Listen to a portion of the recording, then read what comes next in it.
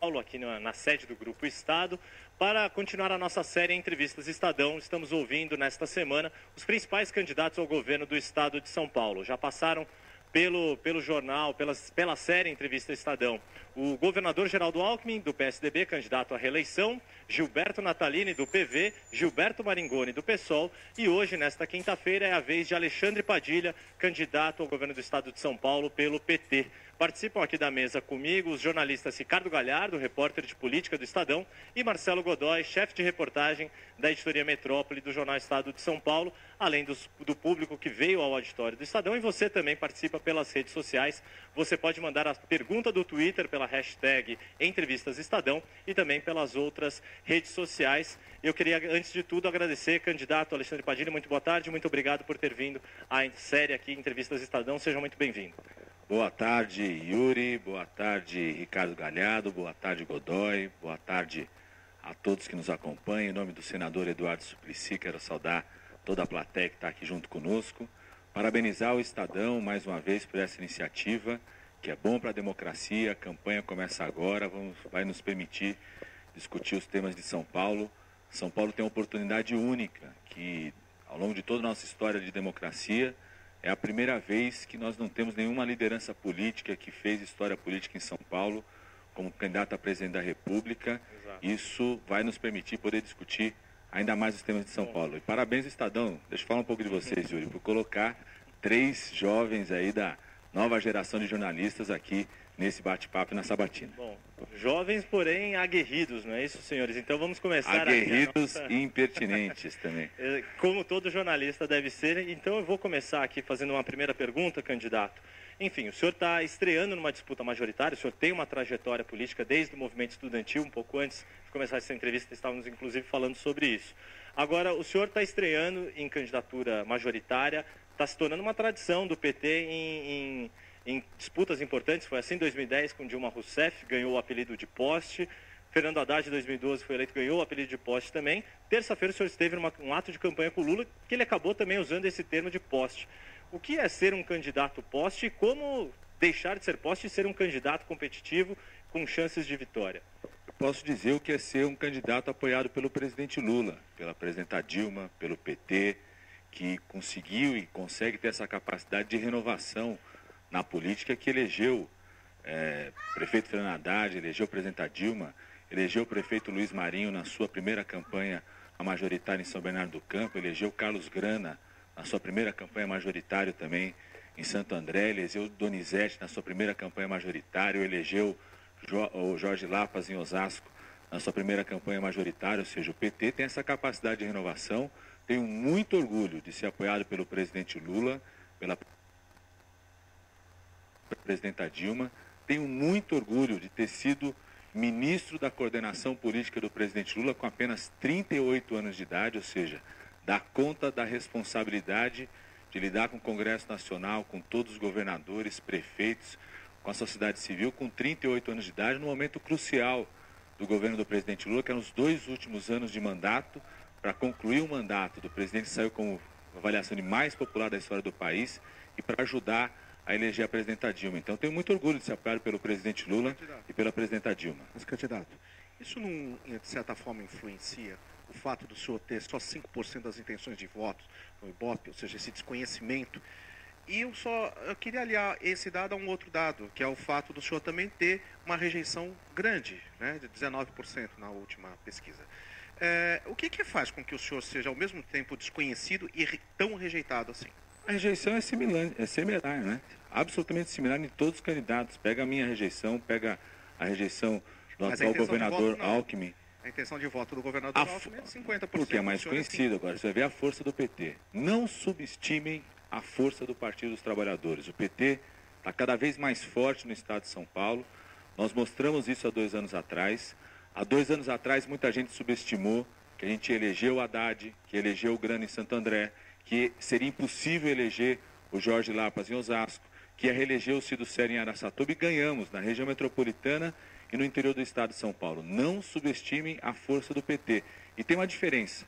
Nunca o PT esteve tão unido em torno de uma candidatura aqui em São Paulo como a minha. A história da definição de candidaturas do PT eram de prévias internas, debates internos, disputas internas. O PT amadureceu e construímos uma aliança com o PCdoB e com o PR, que é uma aliança de chapa com ficha limpa. O meu vice, candidato a governador, é ficha limpa, não tem nenhuma condenação na justiça, tem um grande servidor da Sabesp, conhece tudo sobre a atual crise da água. Há 10 anos atrás, foi dia 6 de agosto de 2004, 6 de agosto de 2004, há 10 anos atrás, ontem fez 10 anos, teve a renovação da outorga do Cantareira que estabelecia obras a serem realizadas pelo governo do estado de São Paulo. Nenhuma delas saiu do papel. O Nivaldo Santana é meu candidato a vice, servidor da Sabesp, do Sindicato dos Trabalhadores de Água e Esgoto, conhece profundamente essa história, então tenho muito orgulho da nossa chapa, como também do Eduardo Suplicy, nosso senador. Ministro, por falar em aliança, o senhor chegou a posar para foto com o Paulo Maluf, quando foi anunciado que o PP iria apoiá-lo. Aí, na última hora, o PP mudou de ideia e acabou apoiando o Paulo Scaff. O senhor ficou mais arrependido de ter feito a foto com o Maluf ou mais aliviado de não ter que carregar um político ficha suja aí na sua campanha? Ricardo, eu, quando tinha 38 anos de idade, o presidente Lula me deu a tarefa de ser o coordenador político do governo do presidente Lula. Construir uma coalizão política com vários partidos, dialogar com muito respeito com lideranças da oposição e sempre tive muito respeito com essas lideranças, independente se concordasse ou não com a opinião delas. O que ficou claro no cenário do estado de São Paulo é que os partidos políticos decidiram consolidar 3 candidaturas. Uma candidatura de quem governa esse estado há 20 anos e não resolveu o problema da água, da segurança pública, não colocou a educação de São Paulo na qualidade e nos índices que o estado mais rico do país deve ter. Uma outra candidatura que juntou os ex-governadores de São Paulo, quem governou São Paulo nos 20 anos anteriores, desde os anos 70 até 94 se juntaram em torno de uma outra candidatura, e a nossa candidatura, que é a que vai governar São Paulo pela primeira vez a partir de 1º de janeiro de 2015. Os partidos políticos tomaram essa decisão. Eu vou para o segundo turno e vou buscar o apoio daqueles que querem mudança no governo do estado de São Paulo para me apoiar. Acredito, inclusive, que a outra candidatura também quer uma mudança de verdade, que é o nosso slogan, porque, inclusive, tentou usar o nosso slogan depois que ele já estava divulgado. E aí, então, aproveitando esse gancho, candidato, quais são as diferenças de ideologia entre a sua candidatura e a de Paulo Scaff? Quando o senhor falou de ex-governadores, me veio aí uma questão, quase previ o senhor falando, tem uma candidatura mais à direita, uma candidatura de preservação de poder e a nossa candidatura referente à do PT. O PT ainda é um partido de esquerda, o senhor vai fazer uma candidatura de esquerda, com discurso de esquerda? Yuri, eu vou fazer uma candidatura para todo o estado de São Paulo. Eu sou uma pessoa que fui ministro da coordenação política do presidente Lula. Iniciamos um ciclo de crescimento histórico no país, onde tiramos as pessoas da pobreza, reduzimos as desigualdades sociais e regionais que o país tinha, nunca se criou tantas universidades, saímos de 3% de negros nas universidades para mais de 17% de negros das universidades, mas todo mundo ganhou nesse projeto de desenvolvimento do presidente Lula. Quem não tinha dinheiro passou a ser incluído e quem queria investir no país, aumentar seus lucros, também conseguiu investir cada vez mais e teve ganhos. Então, eu construí um projeto para o estado de São Paulo, para todo o estado de São Paulo. Eu não vou comentar sobre as outras candidaturas. Mas é um projeto de esquerda para todo o estado de São Paulo? É um projeto para incluir todo o estado de São Paulo. Eu vou dizer, e ao longo da campanha as pessoas vão percebendo as diferenças. Eu tenho muito orgulho de ter me formado médico na Unicamp e ter feito a minha especialização pela USP. Tenho 2 grandes sonhos em relação a essas 2 universidades. Primeiro, que elas continuem como universidades públicas. Eu não sou um candidato e nunca defenderei cobrança de mensalidades nas nossas universidades públicas. E também tem um outro sonho, que é ver essas universidades cada vez mais repletas de jovens negros, jovens da periferia, jovens da escola pública. Por isso que eu defendo as cotas nas nossas universidades públicas. Está aqui o prefeito de Embu das Artes, o Chico Brito. Eu morava no Parque Regina, na periferia de Campo Limpo. Ele morava no Jardim Gá, também na periferia de Campo Limpo, um pouquinho a mais acima do morro. Eu tenho como sonho que aqueles jovens que viviam comigo, que moravam comigo, também pudessem ter a mesma oportunidade que eu tive de entrar na universidade. Eu tenho certeza absoluta que eu seria o único candidato a defender cotas para negros e para filhos de escola pública das nossas universidades públicas. Então isso vai mostrando as diferenças. Eu vi os pronunciamentos dos candidatos essa semana, eu quero dizer claramente, eu sou contra a qualquer mudança na Constituição brasileira para reduzir a maioridade penal. Essa é a minha posição. Inclusive, eu diria que é um testemunho de fracasso, de falência, um governador do estado de São Paulo, que é governador ou vice-governador do estado há 20 anos. Um partido que é responsável pela educação e o cuidado dos jovens há 20 anos no estado de São Paulo, vir no ano da eleição, no momento do debate eleitoral, querer tirar o foco do debate da falência da política de segurança pública com um discurso de mudar a Constituição ou mudar leis para reduzir a maioridade penal. Tem posição contrária a isso. Isso vai montando as diferenças. O senhor é contra a redução da maioridade penal, mas o senador Suplicy, que está aqui com o senhor, também é contra. Suplicy é bom porque é transparente. E a equipe que está elaborando o seu programa de campanha, mas o senador Suplicy, ele está fazendo um projeto de lei lá no Senado que aumenta a pena para menores infratores. Queria saber se o senhor é a favor disso, do aumento da pena para menores infratores. Tem a mesma posição do senador Suplicy. Sou contra a redução da maioridade penal. Ele aqui até falou aqui para vocês ouviram e o conjunto da internet também ouviu. E aumento da pena? Nós temos que discutir isso de forma muito séria, Ricardo. As pessoas usam casos e situações extremas, como o caso Champinha, para justificar a redução da maioridade penal. E todo mundo, é só ver, o Champinha está solto depois dos 18 anos, ou seja, a justiça tem instrumentos hoje para manter um menor que tem casos específicos, crimes hediondos, situações específicas, com privação de liberdade. Só responder, Godoy. Com privação de liberdade depois dos 18 anos, como é o caso Champinha. Agora, eu sou contra se reduzir a maioridade penal e colocar esses crianças e adolescentes dentro das penitenciárias que são tomadas pelo PCC hoje. Qual a diferença, então, da posição do senhor para a do governador Geraldo Alckmin? Se o governador Geraldo Alckmin também defende apenas a ampliação do tempo de internação, que é isso que o senhor está se referindo, né? Em relação ao Estatuto da Criança e Adolescente, passando dos atuais 3 anos para até 10 anos. Qual que é a diferença, então? Se o senhor puder explicar para o eleitor, porque senão a gente vai pensar aqui que o PT e o PSDB têm propostas iguais, ou o senhor está adotando a proposta do PSDB. Só queria que o senhor deixasse no claro. São muito diferentes. O atual governador, que é de um partido que governa esse estado há 20 anos, responsável pela política de educação desse estado de São Paulo há 20 anos, por cuidar dos jovens desses 20 anos, não cuidou dos jovens, colocou os índices de educação do estado de São Paulo abaixo do que se espera do estado mais rico do país e está propondo uma mudança na lei do Estatuto da Criança e Adolescente. Eu sou contra a qualquer alteração do Estatuto da Criança e Adolescente, sobretudo nesse momento, no momento eleitoral. Sou contra isso. E o que eu disse é o seguinte: o caso Champinha é um bom exemplo para isso. Mostra que a justiça já tem instrumentos hoje para manter em privação de liberdade aqueles casos que são considerados que precisam estar nessa situação. Já tem instrumento, tanto é que está privado de liberdade. Mas é um caso de saúde. Mas tanto é que está privado de liberdade.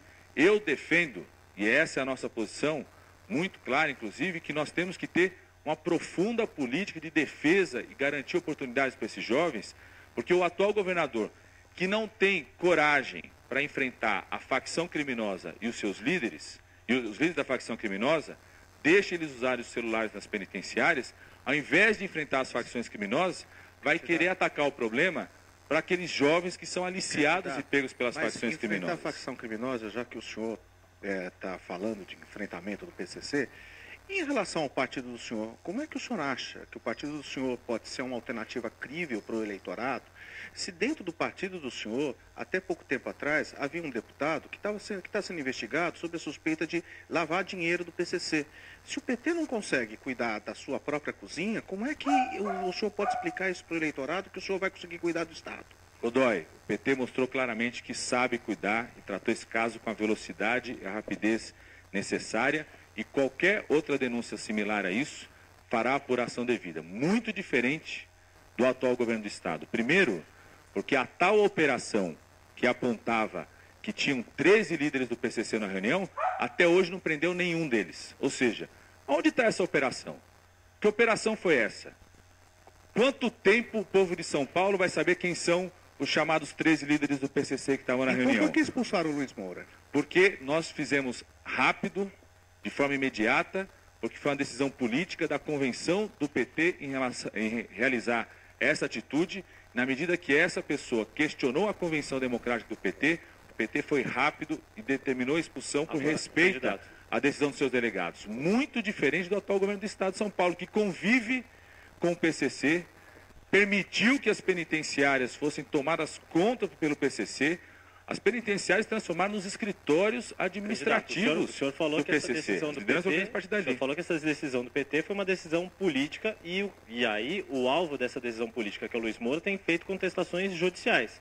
Uma decisão política como essa pode eventualmente ser revertida do ponto de vista judicial e aí não vai ficar caracterizado que foi apenas para proteger a campanha do PT neste ano? Lógico que não. O PT defendeu os seus delegados na convenção. O PT é um partido democrático que respeita a decisão da sua convenção. Eu defendi a expulsão, o presidente do PT defendeu a expulsão, a executiva estadual defendeu a posição e o PT vai sustentar a sua posição, inclusive perante a justiça, caso a justiça venha de fato questionar isso. E aí, quem vem questionar vai ter que justificar porque quer tanto a candidatura desse deputado. O PT foi rápido e mostrou que, diferente do atual governo do Estado de São Paulo, vai ser implacável sempre com qualquer pessoa que se aproxime às facções criminosas que existem no Estado de São Paulo. Vamos falar de segurança, já que a gente está tocando nesse assunto, eu vou aproveitar para fazer a primeira pergunta do Twitter. A gente recebeu a pergunta do usuário Felipão RM, ele está falando de segurança, não está falando de futebol, ainda bem. O governo federal, segundo ele, deu nova vida à PF, a gente viu a PF fazendo, de fato, operações, depois a gente ainda vai tocar nesse assunto também. Agora ele pergunta em relação à Polícia Civil, que propostas que o senhor tem para a Polícia Civil, que segundo ele está numa situação moribunda? Nós temos propostas para todas as polícias no Estado de São Paulo. Nós queremos criar uma força paulista integrada de segurança pública. São Paulo tem que dar esse salto na organização da segurança pública para que o Brasil possa avançar ainda mais. O que é essa força integrada de segurança? É você integrar a ação e a operação das várias polícias que nós temos no Estado de São Paulo, que tem que continuar. A Polícia Militar, a Polícia Civil e a Polícia Científica hoje não tem integração nem na formação na academia, nem na operação prática e nem nos bancos de dados. O PSDB governa há 20 anos o estado mais conectado do país e sequer até hoje integrou os bancos de dados da Polícia Militar e da Polícia Civil. Nós queremos que essa força integrada tenha não só a integração operacional das 3 polícias que são de responsabilidade direta do governo do Estado de São Paulo, mas também como integrar e cooperar com as guardas dos municípios. Hoje, cerca de 1/4 das ocorrências que são feitas a 190 são pequenos conflitos que é destacado um policial militar para ir, uma viatura policial, são conflitos às vezes de briga de vizinhos, um comerciante que pede para retirar um morador de rua que está na sua calçada, que não precisaria destacar um policial militar. Esse policial militar, a viatura deveria estar cuidando dos bandidos, evitando os crimes, prevenindo, se antecipando aos crimes. Isso poderia ser tarefa da Guarda Civil dos municípios, mas não tem essa integração. Está aqui o presidente do PT, coordenador da nossa campanha, que foi prefeito de Osasco. O Emílio criou um centro de monitoramento na cidade de Osasco, que até hoje é oferecida a possibilidade de integração das imagens, das câmeras, da ação para o conjunto da Polícia Militar e da Polícia Civil, e o governo do Estado não faz essa integração. Eu fui conhecer experiências internacionais, fui até Nova York, até Chicago. Você entra no Centro de Comando e Controle de Nova York, está sentado o chefe da Polícia de Nova York, do lado o representante da Pfizer, o representante do Citibank, porque utiliza inclusive as câmeras privadas que existem para você se antecipar aos crimes. São Paulo tem 1 milhão de câmeras, mais de 40 mil câmeras privadas nas agências bancárias, mais de 15 mil nos estacionamentos de shopping. Um bandido hoje, quando rouba um carro, ele deixa o carro no estacionamento do shopping ou no estacionamento de um grande supermercado para esfriar o carro, porque ele não sabe se aquele carro é monitorado, rastreado por GPS de seguro. 7, 8 horas depois ele vai lá buscar o carro. Durante 7, 8 horas, esse bandido foi filmado, a placa foi registrada, o carro estava lá e, infelizmente, o governo do Estado de São Paulo até hoje não fez uma integração com as câmeras que o setor privado tem para se antecipar a esse crime. Então nós vamos criar uma força paulista integrada das polícias, em cooperação inclusive com a Polícia Federal, com a Polícia Rodoviária Federal, para acabar com essa estatística crescente, permanente nos últimos 20 anos, de aumento de roubos, aumento de latrocínios, aumento de atentado ao patrimônio no nosso estado de São Paulo e para acabar com essa violência que existe contra os jovens da periferia, sobretudo os jovens negros, Ministro, no nosso estado de São Paulo. O PT, historicamente, defendeu a desmilitarização da polícia. O primeiro a propor essa integração foi o Mário Covas, né, que é do PSDB. Essa mudança, né, em relação ao discurso histórico do PT também é uma tentativa de ampliar o público, o eleitorado? O PT governa o país. Vamos concluir 12 anos e teremos mais 4 anos, porque nós vamos reeleger a presidenta Dilma. Nós mostramos a capacidade que o PT tem de reestruturar uma polícia, como nós fizemos com a Polícia Federal, com a Polícia Rodoviária Federal. Ou seja, isso amadureceu as nossas posições.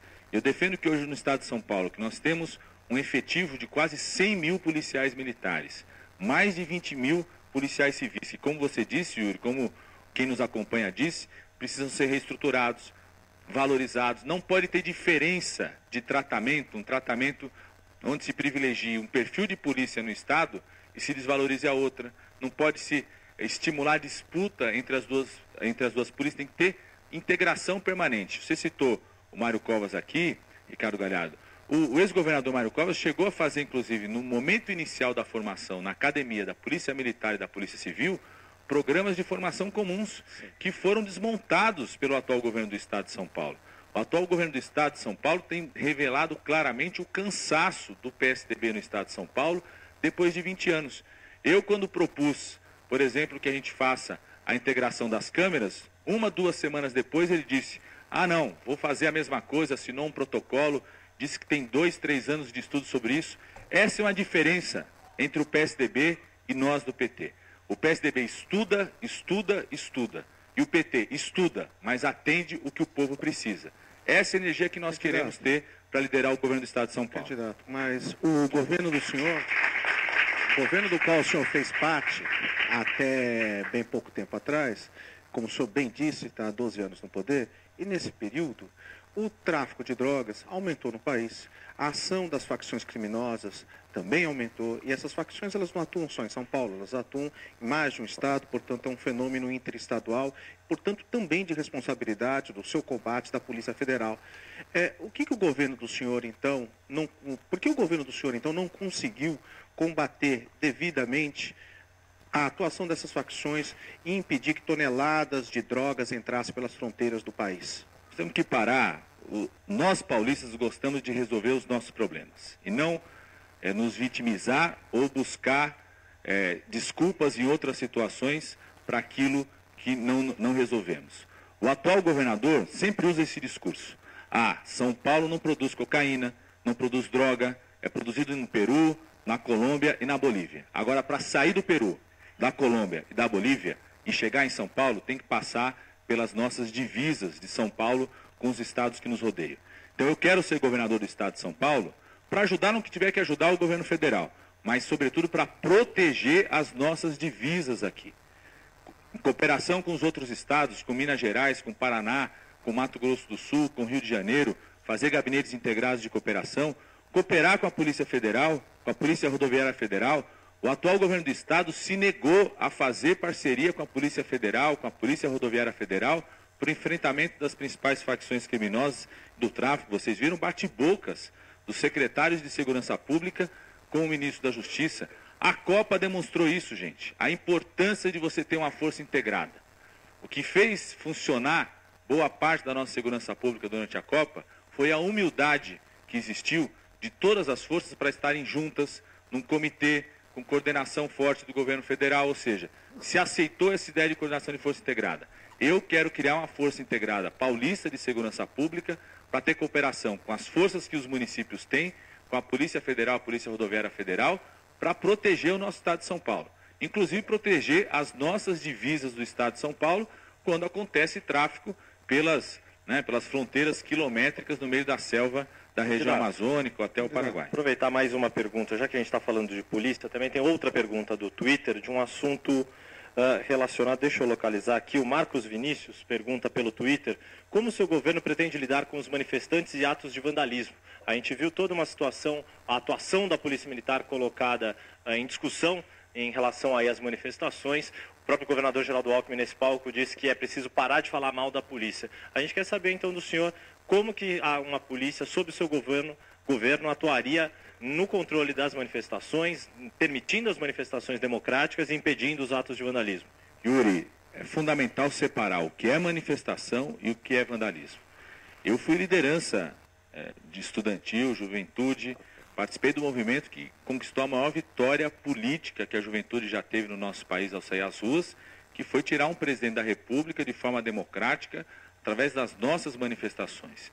E para isso, eu nunca danifiquei nenhum patrimônio, os meus companheiros nunca danificaram nenhum patrimônio, nunca saímos mascarados, nunca tivemos qualquer atitude violenta. Então, pintados, mas não mascarados. Era só cara pintada, mas mostrando o rosto, porque a gente defendia as nossas posições.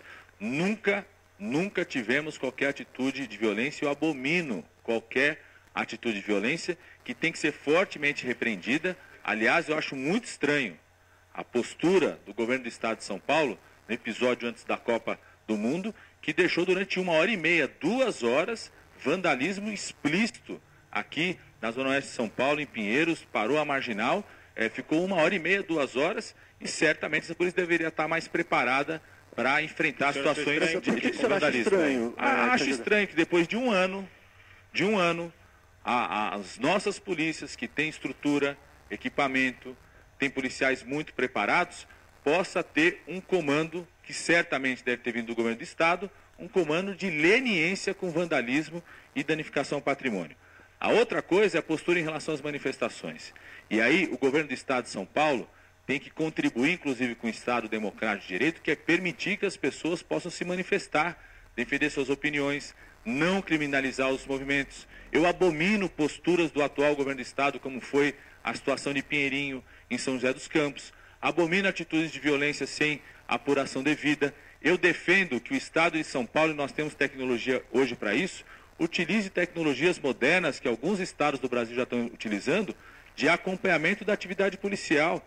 É importante que cada viatura, cada policial, ao caminhar, tenha instrumentos, tecnologia. Eu fui visitar em outros países do mundo policiais que já estão utilizando essa tecnologia, que filmam toda a atitude policial. Isso é importante por 2 motivos. Primeiro, para o policial ter uma prova para se defender de qualquer acusação, mas sobretudo para a sociedade ver o que aquela abordagem policial está fazendo naquele momento.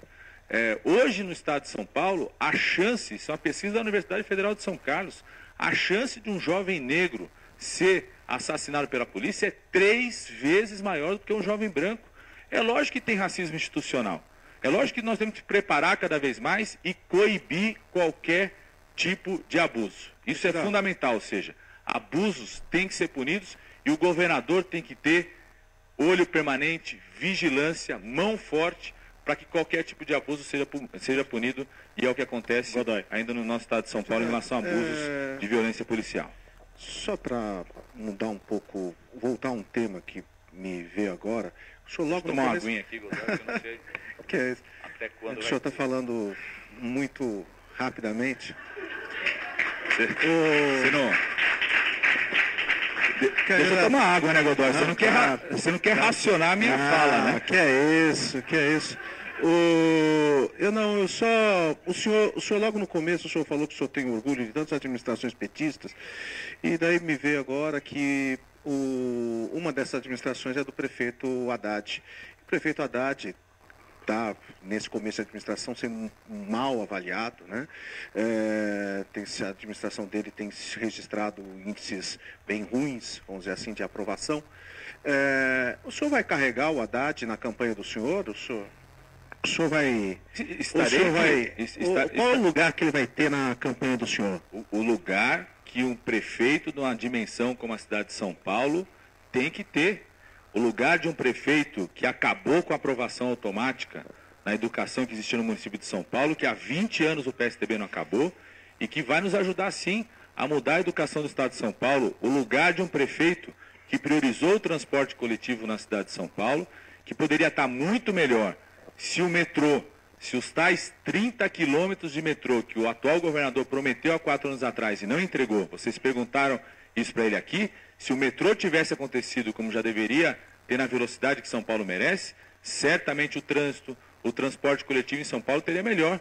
o lugar de um prefeito que teve a sabedoria de fazer uma parceria com o Ministério da Saúde, eu era ministro na época, e construir um programa como Braços Abertos, no centro da cidade de São Paulo, para a gente ter uma política continuada, permanente, de enfrentamento do problema da Cracolândia, atacando nas duas frentes. É importante, o Braços Abertos na Cracolândia ataca nas duas frentes na parceria com o governo federal. Eu era ministro da Saúde na época. Por um lado, garantindo tratamento a quem precisa de tratamento, e também operação integrada, inclusive com a Polícia Militar, para garantir autoridade, segurança pública, combate ao tráfico que existia na nossa cidade. Então esse é o lugar que a comunidade terá. Cada resposta que o senhor dá, o senhor faz uma crítica ao governo do Estado.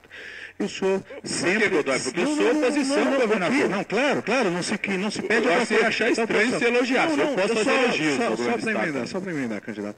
E uma dessas críticas foi justamente em relação à gestão da crise hídrica que o Estado está passando.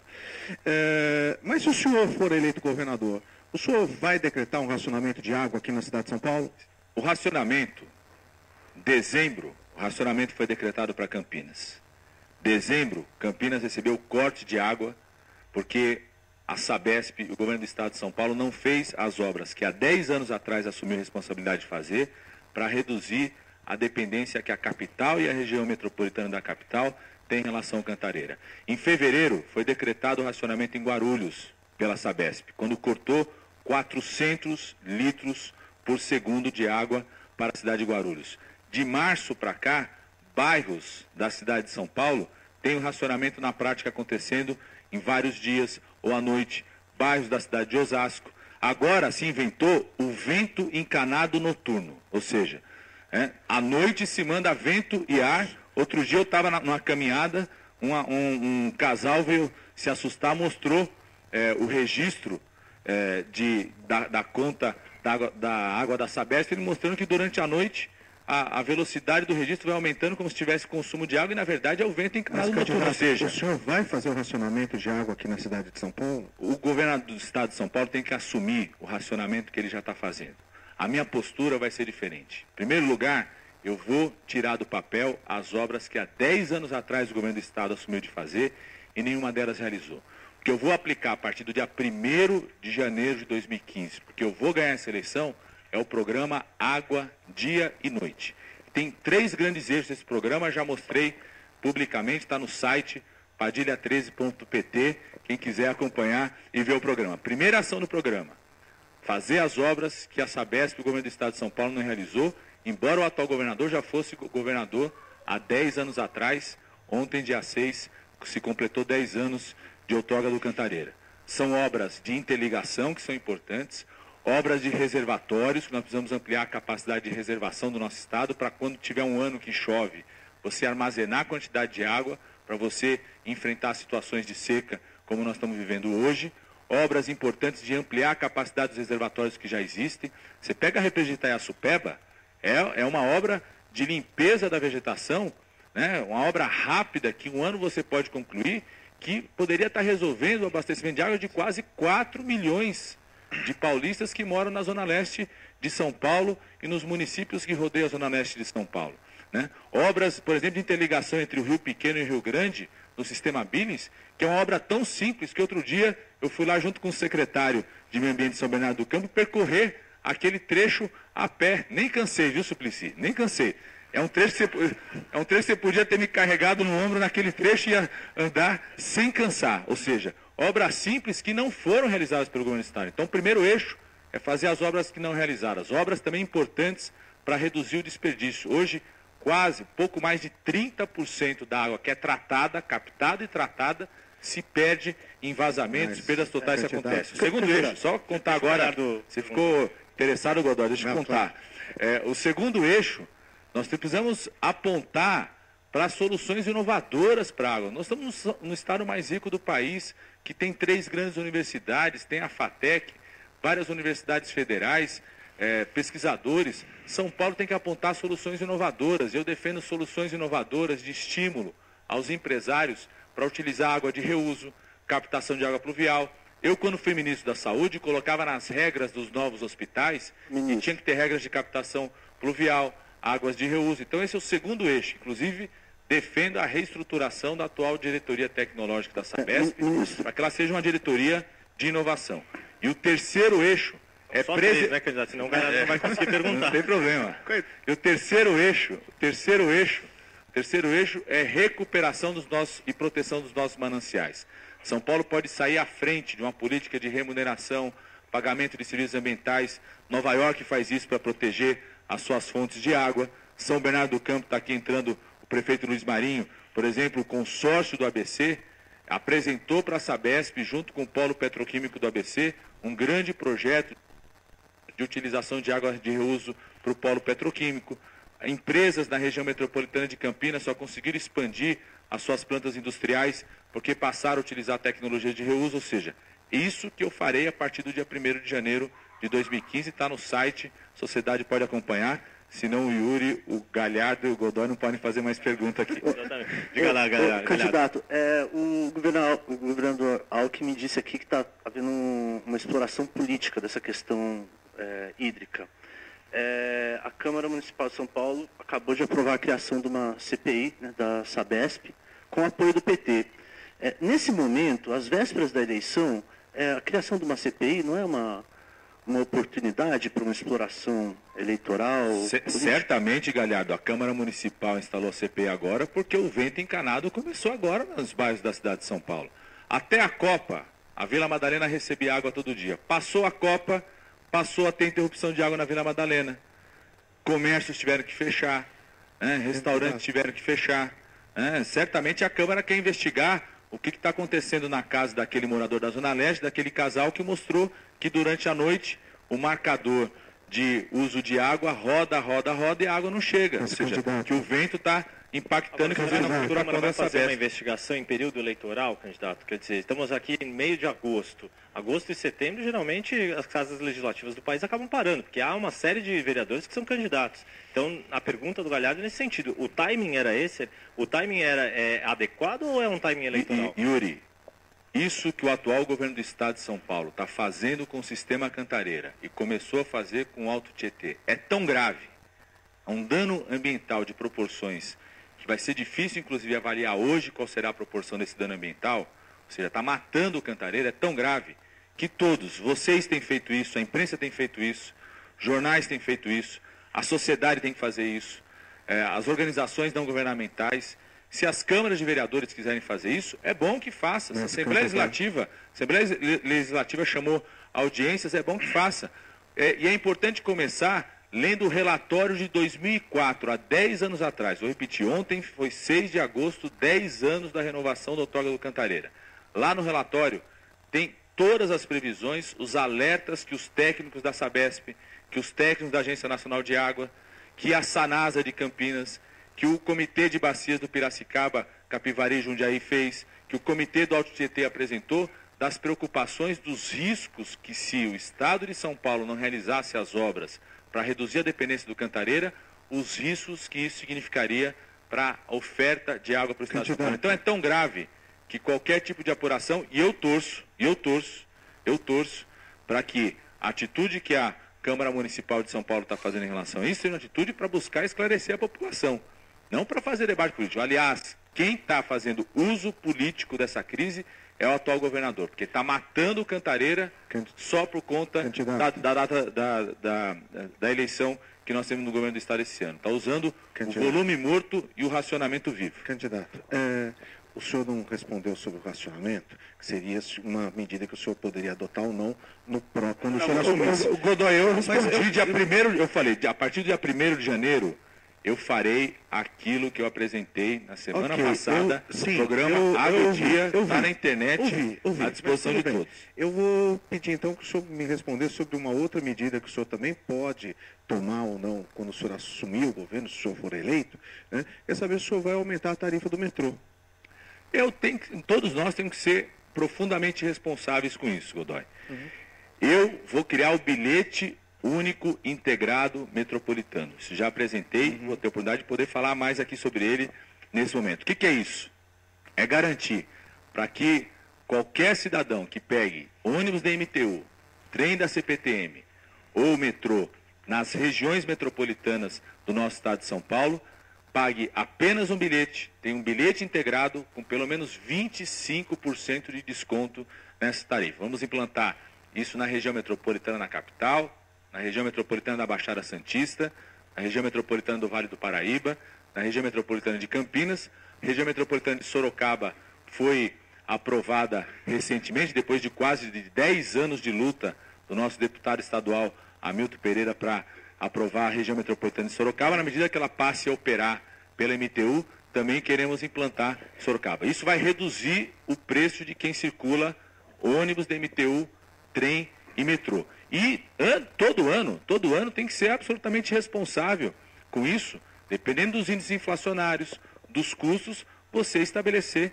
qual que é o reajuste, tanto no metrô quanto nos ônibus. Eu também defendo a redução do ICMS nos combustíveis para reduzir os custos do transporte e com isso permitir que as prefeituras possam reduzir o preço das passagens. Aliás, eu defendo isso desde quando eu era secretário de Assuntos Federativos do presidente Lula, que era o responsável por fazer a relação com os governadores e prefeitos e conduzia essa proposta de mobilidade urbana junto com a Frente Nacional de Prefeitos. Por que essa proposta não foi para frente? Não houve como acordo no Congresso para isso? No caso de São Paulo, porque o governo do Estado de São Paulo é contra. Quer dizer, Amazonas... falando poderia ser adotada aqui pelo Eu quero adotar essa medida aqui e defender isso, a redução do ICMS. O governo do Estado de São Paulo, atual governador... Baixar a alíquota simplesmente. Do ICMS. O governador do Estado de São Paulo sempre foi contra essa proposta. Outros estados adotaram isso. Amazonas foi um dos estados que adotou essa política para contribuir para a redução de custo. Defendo isso dentro de um projeto global de integração, porque é fundamental que a gente garanta que o transporte seja mais barato, mais confortável e mais rápido para o trabalhador.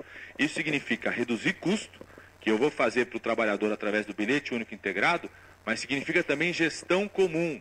Por isso que o bilhete único integrado vai contribuir também para a gestão comum em relação a isso. Candidato, o senhor poderia se comprometer a um valor, quanto ele custaria? Redução de 25% do custo. Por quê? Porque quanto mais a pessoa... Isso vai variar de acordo com a cidade que a pessoa usa. Por exemplo, aqui em São Paulo, bilhete único, quando a pessoa usa metrô ou trem, R$ 4,65. E se não, seria R$ 6,00. Quanto que dá para... Quer dizer, o senhor está falando desses 25%, independente do valor que hoje, isso trabalhando com essa tarifa de R$ 3,00 para o transporte sobre trilhos. A tarifa continua R$ 3,00? Não, deixa eu te explicar aqui, Yuri. Hoje, cerca de 2 milhões de pessoas fazem circulação entre as cidades das regiões metropolitanas. 1,5 milhão é na região metropolitana da capital e 500 mil nas outras regiões metropolitanas. Hoje, um trabalhador paga, em média, R$ 13,00. R$ 13,00. Essa é a média. Porque tem trabalhadores que se deslocam de cidades, trajetos cada vez mais distantes. Com o bilhete único integrado, é a redução de 25% do custo em cima do que ele paga hoje. E é uma proposta que quanto mais longe ele vem, ou seja, de quanto mais distante ele vive ou tem que ter o percurso, maior vai ser o desconto para esse trabalhador. Eu queria só, Galhardo, só uma pergunta. Eu queria mudar para um tema que o senhor gosta muito, o senhor sente muita vontade, né, que é o tema de saúde pública. Posso só fazer uma de transporte, aproveitando? Eu me sinto à vontade por qualquer tema, pode escolher qualquer tema aí. Aproveitando que o senhor está falando de transporte, candidato, queria saber como que o senhor vai lidar com as empresas que são investigadas por suspeita de formação de cartel. O senhor vai romper contratos, o senhor vai paralisar obras ou o senhor vai conviver com essas empresas? Como? Antes de mais nada, não jogar a corrupção para debaixo do tapete. O PSDB, nesses 20 anos, jogou a corrupção de 15 anos de escândalo do metrô para debaixo do tapete. E o que foi mais impressionante é que, além de jogar a poeira para debaixo do tapete, escolheu a raposa, o senhor Robson Marinho, que hoje é conselheiro do Tribunal de Contas do Estado, para cuidar do galinheiro, tomar conta do galinheiro, que é o Tribunal de Contas do Estado de São Paulo. O escândalo de corrupção do metrô que vocês denunciaram, o Estadão fez matéria sobre isso, só apareceu porque autoridades internacionais, nenhuma autoridade do governo do Estado de São Paulo fez a apuração, autoridades internacionais, a Polícia Federal do Governo Federal e o CAD que iniciaram a apuração. Então, qualquer empresa que tenha cometido irregularidade e que obviamente fique fora da sua possibilidade de participar de qualquer licitação pública ou concorrência pública, estará fora de qualquer tipo de parceria. Com o nosso governo não tem corrupção no metrô. e não tem corrupção para debaixo do tapete. E eu quero fazer com o metrô e com os transportes CPTM aquilo que o governo federal fez para acelerar as obras dos aeroportos para a Copa. Ou seja, nós queremos fazer modelos de concessão, mas criar no meu gabinete como governador uma central permanente de acompanhamento das obras. Não pode uma obra tão importante como o metrô, uma obra tão importante como obras para a água, não ter um gabinete integrado, permanente, que o procurador fique ali do lado do governador, que acompanhe os licenciamentos ambientais, as desapropriações, ou seja, tem que ter um centro permanente de acompanhamento dessas obras, porque São Paulo não aguenta mais ver a lentidão das obras do metrô. Vou contar uma coisa para vocês. Deixa eu só... Tá bom. Posso contar uma história, Galhardo? Pode, claro. Eu sempre vivei no Butantã. Só para avisar, 15 minutos tá vamos falar de saúde, aí o senhor vai ficar bravo com a gente. Vou ficar mesmo, quero falar de saúde. Então deixa eu contar a história rápida. Eu sempre morei no Butantã quando era pequenininho, eu e a minha mãe. 74 foi inaugurado o metrô de São Paulo. Eu me lembro como se fosse hoje a minha mãe falando o seguinte: Alexandre, acho que a gente vai ter que se mudar daqui, porque na rua onde a gente mora vai ter um pátio de trem do metrô, porque está na previsão ter o pátio de trem do metrô. A minha mãe já saiu de lá, eu já saí de muito tempo lá, até hoje não tem o pátio de trem do metrô, porque nunca chegou até a Vila Sônia, né? Nunca chegou até a Taboão da Serra. O pátio chegou, a estação está prevista, o pátio chegou. Não, até hoje não chegou, tá certo? Taboão da Serra, aquilo que estava previsto para 2020 agora foi postergado para 2030. Eu brincava com os meus primos cariocas, eu falava para eles, São Paulo a gente tem um orgulho danado que a gente tem um metrô, o metrô de vocês caiu, o metrô de vocês não funciona. Hoje, o Rio de Janeiro tem proporção de quilômetros por habitantes, a mesma proporção da cidade de São Paulo em relação ao metrô. 6 quilômetros por 1 milhão de habitantes. Ou seja, São Paulo, nos 20 anos do PSDB, construiu menos de 2 quilômetros por ano no metrô. É por isso que nós queremos uma mudança de verdade nesse caso. O senhor falou da tarifa, o senhor falou dos 25%, que aí o pessoal vai ter que fazer conta. Então, resposta rápida para depois a gente entrar na saúde, sem fazer muita conta. Quanto que dá para construir em 4 anos de metrô? Quanto que o senhor se compromete a construir em linhas de metrô em 4 anos? Nós vamos fazer em 4 anos o que eles estavam prometendo fazer até 2020. E que agora passaram para 2030. Eu vou levar o metrô até o ABC, eu vou levar o metrô até Taboão da Serra. Eu vou levar... Número. Não é difícil, né? Eu vou levar o metrô até Guarulhos, eu vou levar o metrô até o ABC, até Taboão da Serra e concluir a linha até Brasilândia. Vamos mais tempo para você poder perguntar de saúde. As mesmas empresas que estão sendo investigadas, porque... Isso é concorrência, isso é concessão, você abre concessão. A empresa que apresentar o melhor preço, a maior capacidade técnica, é que participa da concessão. Vamos fazer aquilo que o governo federal fez em relação aos aeroportos da Copa, que as pessoas não acreditavam que ia acontecer na velocidade que aconteceu, conseguimos fazer na velocidade que aconteceu. Queremos usar o mesmo modelo para fazer as parcerias para a execução do metrô. Candidato, existe um consenso hoje, largamente difundido, que a questão do uso de drogas é uma questão de saúde pública, fundamentalmente de saúde pública. E existe cada vez mais ganha espaço também propostas que procuram, que defendem a legalização das drogas. Eu queria saber qual é a postura do senhor em relação à legalização da maconha. Eu sou contra qualquer mudança na lei de drogas, sempre defendi essa posição no período que fui ministro da Saúde, quando também fui ministro das Relações Institucionais, porque a nossa lei que já existe no país hoje, ela permite você separar claramente quem é traficante e quem é usuário. Para o usuário, você tem que organizar serviços de saúde, como nós estamos fazendo em parceria com o prefeito da capital, como nós estamos fazendo em parceria com o consórcio do ABC, como estamos fazendo em parceria com os prefeitos do consórcio da região de Osasco, está aqui em Budas Artes, está aqui o prefeito Marinho de São Bernardo do Campo, que é oferecer tratamento, aliviar o sofrimento daquele indivíduo, da sua família. E eu sou médico, mas digo que é fundamental no tratamento de uma pessoa que tem abuso de drogas, você reorganizar o projeto de vida daquela pessoa. Então, parcerias com instituições religiosas é importante, com a comunidade é importante, com atividades do esporte é importante para você reconstruir o projeto de vida dessas pessoas. Então, uma frente é essa que é fundamental. Quando fui ministro da Saúde, deixei 500 milhões de reais disponíveis para o Estado de São Paulo para estender essas redes de cuidado, tratamento às pessoas que têm uso de drogas. As prefeituras aproveitaram esse recurso. A outra frente é ser implacável com o tráfico e com os traficantes. No meu governo não tem acordo, no meu governo não tem leniência, no meu governo não tem celular dentro de penitenciária e cadeia, como é a marca dos governos do PSDB aqui no estado de São Paulo. Já que o senhor citou recursos para o setor de saúde, por que o Ministério da Saúde, por exemplo, paga para os hospitais filantrópicos R$500 por um parto, quando ele custa R$1.200, segundo a Confederação das Santas Casas de Hospitais Filantrópicos divulgou isso semana passada? Se ao remunerar dessa forma o governo do partido do qual o senhor faz parte, ele não agrava a situação das Santas Casas e acaba não se tornando também parte da causa, né, que levou, por exemplo, a Santa Casa de São Paulo a fechar, há pouco tempo, 2 semanas atrás, o seu atendimento no pronto-socorro? Godoy, a causa do fechamento da Santa Casa, o provedor da Santa Casa falou, né, que é uma pessoa absolutamente isenta. Você não pode dizer que o Dr. Caleb Dávila tem qualquer relação com o PT. Ele disse que o governo do estado de São Paulo não repassa o recurso que o Ministério da Saúde repassa para o governo do estado de São Paulo para chegar até a Santa Casa. O que eu fiz quando ministro da Saúde? É importante essa sua pergunta, Godoy. O que existia no SUS era a chamada tabela SUS. O que é isso? Você tem um preço por cada procedimento, por cada cirurgia, pelo exame que foi realizado. Só que saúde não é supermercado. Saúde não é mercadoria.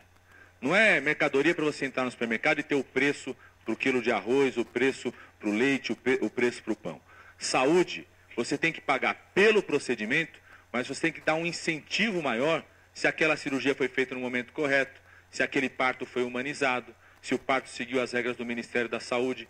Então, o que eu fiz? Ao invés de continuar com a política de fazer reajustes da tabela, lineares dos procedimentos, que é quem pensa saúde como se fosse supermercado ou mercadoria, eu estabeleci o seguinte: continua aquele valor da tabela, alguns inclusive foram reajustados, mas nós criamos um incentivo, ou seja, um parto bem feito não recebe R$500, recebe mais de R$1.000 um parto bem feito. Ou seja, estabelecendo contratos do Hospital da Santa Casa, com o gestor municipal acompanhando, com o gestor estadual acompanhando, se aquele parto está acontecendo naquele momento correto. Não é correto, por exemplo, um hospital receber o mesmo valor para uma cirurgia que demorou 30 dias para ser realizada, de uma cirurgia que foi realizada no momento correto naquela semana. Então eu criei isso no Ministério da Saúde, ou seja, pagamos até o dobro para quem realiza a cirurgia naquela semana, para quem faz o parto de forma humanizada. E eu quero ser o governador de São Paulo para criar esse mesmo incentivo aqui no estado de São Paulo, ou seja, as Santas Casas do estado de São Paulo vão saber que terão um governador que, além de passar todo o dinheiro que o Ministério me repassar, vou criar também esse incentivo para ter um recurso a mais, ou seja, se Santa Casa fizer o parto no momento correto, de forma humanizada, respeitando a mulher, garantido o direito ao acompanhante lá no parto, vai poder receber o dobro do Ministério e mais um incentivo estadual que eu vou criar. Falando em medidas do Ministério da Saúde, ontem foi anunciado algumas mudanças nas regras das PDPs, que é uma modalidade de parceria que o Ministério da Saúde faz com empresas privadas ou outros órgãos para, por exemplo, produção de medicamentos. Foi o objeto daquele contrato com o Labogen, que acabou caindo na investigação da Operação Lava Jato. Seu nome foi citado nos diálogos entre André Vargas, deputado que foi do PT, e Alberto Youssef Doleiro, que está preso pela Polícia Federal. Afinal de contas, houve falha do Ministério da Saúde. E por que o Ministério da Saúde deixou o contrato ser assinado e ele acabou só não sendo pago, não sendo executado, depois das investigações? O que aconteceu naquele momento? E essas medidas que foram anunciadas ontem pelo seu sucessor, agora sim vão ter um controle mais efetivo nas PDPs? Yuri, as próprias matérias de vocês desmontaram a versão inicial. As matérias de vocês depois mostraram que nunca existiu contrato. O contrato chegou a ser assinado, ele não foi executado. Nunca existiu. Matérias de vocês... Não, Yuri, matérias de vocês... Eu leio o Estadão. Matérias de vocês... É bom. Matérias... Sou um leitor assíduo. Matérias de vocês mostraram que nunca existiu contrato, que as denúncias iniciais ou os comentários iniciais não se sustentaram. Matérias de vocês mostraram isso. Ou seja, os filtros... O dinheiro não saiu, de fato, nada... Não teve contrato, Yuri. Matéria de vocês mostra. Deixa eu remontar o que existiu. O Ministério da Saúde, então, fez essa alteração? Deixa eu remontar o que existiu, Yuri. Deixa eu remontar o que existiu. Existiu a apresentação de um projeto pelo Laboratório da Marinha, do qual tinham outros 2 laboratórios privados nesse projeto. Quando apresentaram esse projeto no espaço público, que é o chamado Grupo do Complexo Industrial da Saúde, depois de uma avaliação feita por vários ministérios, não é o Ministério da Saúde que decide, recebeu o projeto. Esse projeto, ao ser recebido, é assinado, né, pelos técnicos do Ministério da Saúde, pelos representantes do Laboratório da Marinha, porque é um laboratório público que apresenta esse projeto, e para esse projeto virar um contrato, tinha uma série de passos a serem realizados e que os laboratórios privados não apresentaram. O laboratório privado em si não apresentou, não tinha condições de apresentar, ou seja, os filtros estavam ali para impedir que aquilo virasse um contrato. Mas os filtros eram insuficientes, candidato, para o Ministério agora ter anunciado novos filtros? Seguindo a orientação da CGU e do TCU. Não, os filtros eram absolutamente suficientes para impedir que viesse a se assinar um contrato. O que o Ministério fez, ouvindo não só a CGU, o Tribunal de Contas da União, o próprio Conselho Nacional de Saúde, fez aquilo que eu defendi desde o começo. Primeiro, apuração se teve qualquer irregularidade. O Ministério e a CGU apuraram e não encontraram, as próprias matérias de vocês falam isso hoje, não encontraram nenhuma irregularidade por parte dos técnicos do Ministério da Saúde, porque eles que avaliavam dos outros ministérios avaliavam esse caso. E tem um aprimoramento dos instrumentos para cada vez tornar mais transparente. Está de parabéns o ministro Arthur Chioro, o Conselho Nacional de Saúde, a Anvisa, por ter feito mais esse passo de aprimoramento. Candidato, a gente está aqui com quase 3 minutos para terminar o nosso tempo e o senhor estava nas notícias dos jornais falando, já que o senhor leu o Estadão, o senhor também leu reportagem hoje. Vai falar de esporte, hoje eu não vi. Falando sobre... Quando eu vi o Corinthians estar perdendo de 1-0 para o Bahia, eu falei, não vou ler esporte hoje. Isso, tudo bem. Agora, as matérias de hoje, o Estadão noticiou, outros jornais noticiaram, a campanha do senhor divulgou dados para a Justiça Eleitoral, cumprindo a lei, arrecadou um pouco mais de R$200 mil e já está comprometido com uma dívida de mais de 30 milhões de reais os gastos previstos para a campanha, 25 milhões para a campanha de marketing, 1,5 milhão para assessoria de comunicação, mais outro 1,5 milhão para assessoria jurídica. Como é que é fazer uma campanha com uma dívida já assumida e quais são as dificuldades que a campanha do senhor tem tido para obter financiamento? Ô, Yuri, sabe o que me deixa tranquilo? Que é uma campanha que no começo pode faltar dinheiro, mas sobra... 30 milhões ali para pagar é um sinal de tranquilidade total. Mas sabe o que me deixa muito tranquilo, Yuri? Porque é uma campanha que pode estar faltando dinheiro no começo, mas sobra a campanha, sobra a militância, inclusive sobra a gente na rua, sobra a atividade. Se precisar, até isso essa militância vai querer contribuir. As pessoas vão contribuir, nós vamos abrir contribuição pela internet. Nossa campanha é às claras. O que nós decidimos e que estranhamente outros candidatos não fizeram? Nós decidimos dar mais um passo, uma demonstração de transparência da nossa campanha, que foi na primeira prestação de contas já publicar todos os contratos afirmados. Acho estranho que os outros candidatos não fizeram, porque inclusive essa é a orientação do Tribunal Superior Eleitoral do TSE. E nós vamos com muita tranquilidade, mas também com muita energia dessa militância, do jeito que só o PT sabe fazer, que só o senador Suplicy já demonstrou várias vezes que sabe fazer, nós vamos, junto com o PCdoB, com o PR, com a militância, com quem está nos assistindo, realizar uma bela campanha, do jeito que o PT, eu estou muito orgulhoso disso, viu, gente? Eu que sou filiado a esse partido, desde jovem, entrei por causa da campanha do Suplicy de 85, que era Experimente Suplicy, diferente de tudo que está aí. Estou muito feliz e animado com a campanha que nós estamos fazendo. A última pergunta do Marcelo Godoy e a gente termina o nosso tempo. Eu acho que a gente não poderia terminar essa entrevista sem falar do Mais Médicos, que é aquilo que as pessoas, que os seus adversários chamam de uma estratégia de marketing, né? O que me intriga na questão dos Mais Médicos é que quando o senhor era ministro, os médicos estrangeiros, basicamente os cubanos, pelo contrato da OPAS, recebiam $400 dos R$10 mil que eram pagos por cada profissional. Quando o senhor deixou de ser ministro, esses valores aumentaram para $1.250.